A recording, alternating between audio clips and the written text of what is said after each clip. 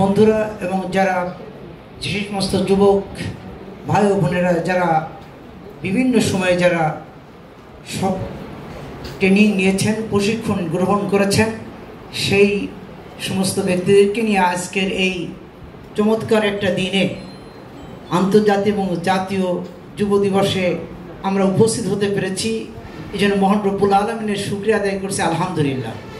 এরকম একটি সুন্দর আয়োজনে আমাদেরকে দাওয়াত দেওয়াই আমি কর্তৃপক্ষকে আমার পক্ষ থেকে, আমার সংগঠন বাংলাদেশ জামাত ইসলামীর পক্ষ থেকে ধন্যবাদ জানাচ্ছি, মোবারকবাদ জানাচ্ছি। আজকে আমরা একটি কথা বলতে পারি যে বর্তমান বিশ্বে যে যুবই শক্তি যুবই বল, আজকে যা কিছু করছে সব যুবকরাই করছে। মানে যুবক মানে যার শক্তি আছে, যার সামর্থ্য আছে।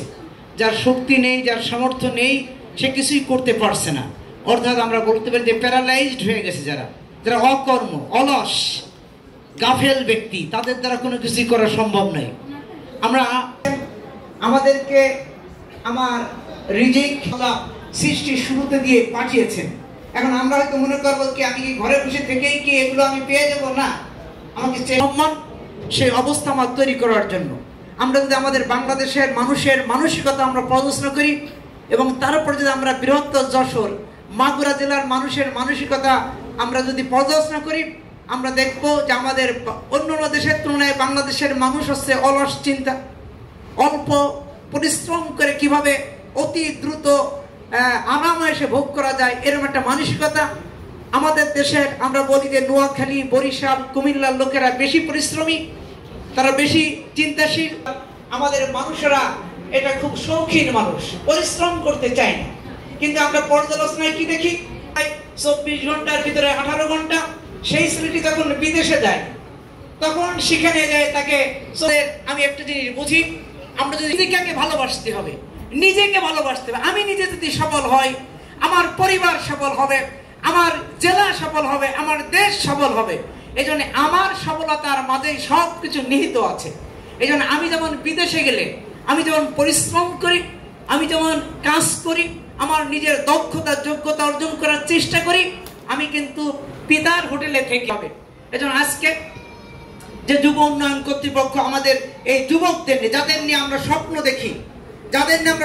দেখি, এই দেশ গড়ার যারা ভূমিকা রাখবে, তারা হচ্ছে যুব সমাজ।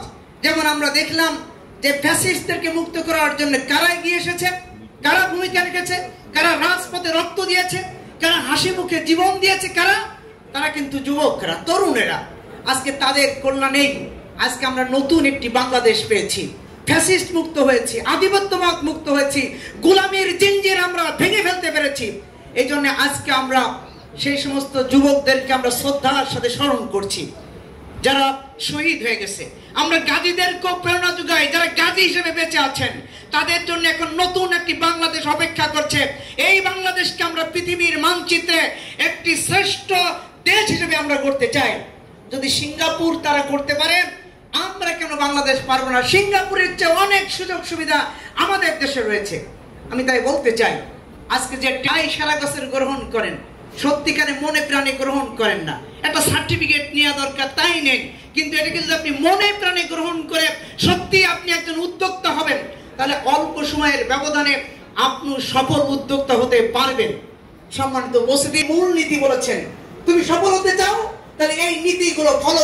ইয়া আইয়ুহাল্লাযীনা আমানুসবিরু সাবিরু ওয়া রাবিতু ওয়াত্তাকুল্লাহ লাআল্লাকুম তুফলিহুন।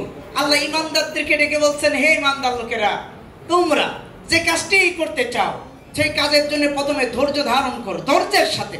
আমাদের এক ভাই বলেছেন যে আমাদের ধৈর্য নেই, আমরা অস্থির মানসিকতা, এটা না সেটা, সেটা না সেটা, অল্প আমরা অস্থির হয়ে যায়। এজন্য আল্লাহ প্রথমেই মূলনীতি বলেন যে ধৈর্যের সাথে কাজ করতে হবে, ধৈর্য ধরতে হবে।